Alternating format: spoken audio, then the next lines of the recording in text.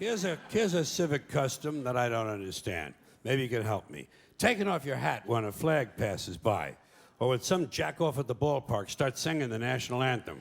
They tell you to take off your hat. What the fuck does a hat have to do with being patriotic? What possible relationship exists between the uncovered head and a feeling that ought to live in your heart? Suppose you have a red, white, and blue hat. Suppose you have a hat made out of a flag.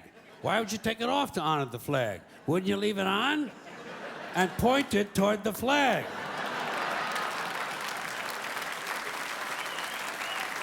And what's so bad about hats that you have to take them off? Why not take off your pants?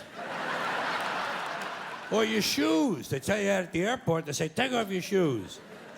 They tell you it's a national security, so taking off your shoes could be patriotic too. I started to question all this stupid hat shit when I was a kid. When I was a kid, I was a Catholic, at least until I reached the age of reason, okay?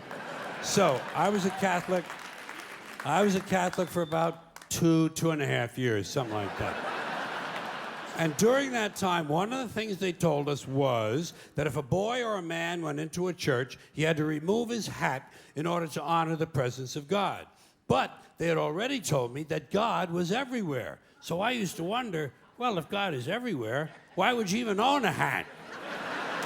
Why not show your respect? Don't even buy a fucking hat. And just to confuse things further, they told the women exactly the opposite. Catholic women and girls had to cover their heads when they went into church. Same as in certain temples, Jewish men have to cover their heads in those temples. In those same temples, Jewish women not allowed to cover their heads. So try to figure this shit out.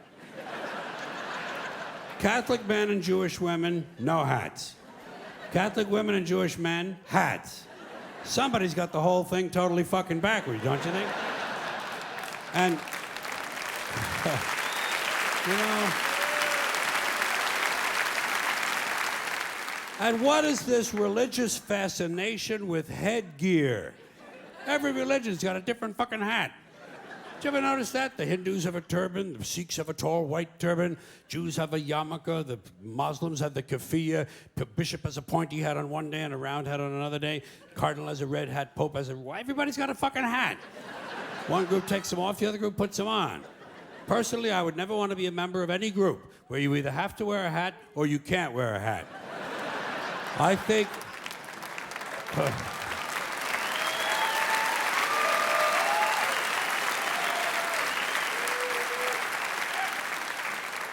I think all religions should have one rule and one rule only: hats optional.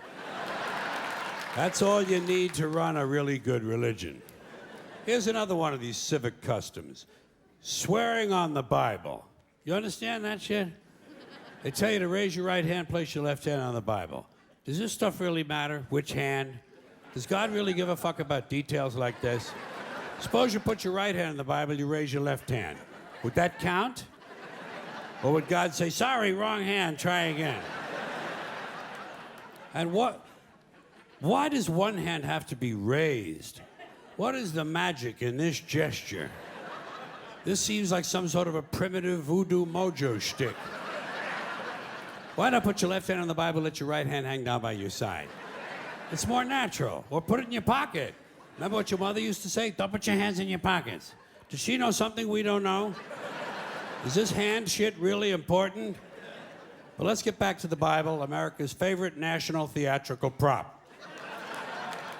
Suppose the Bible they hand you to swear on is upside down, or backward, or both, and you swear to tell the truth on an upside-down, backward Bible.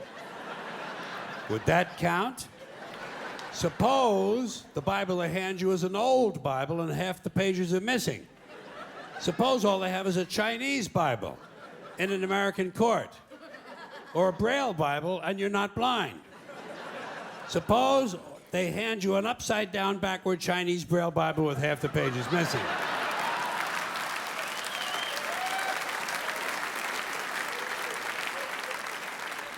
At what point does all of this stuff just break down and become just a lot of stupid shit that somebody made up? They fucking made it up, folks. It's make-believe.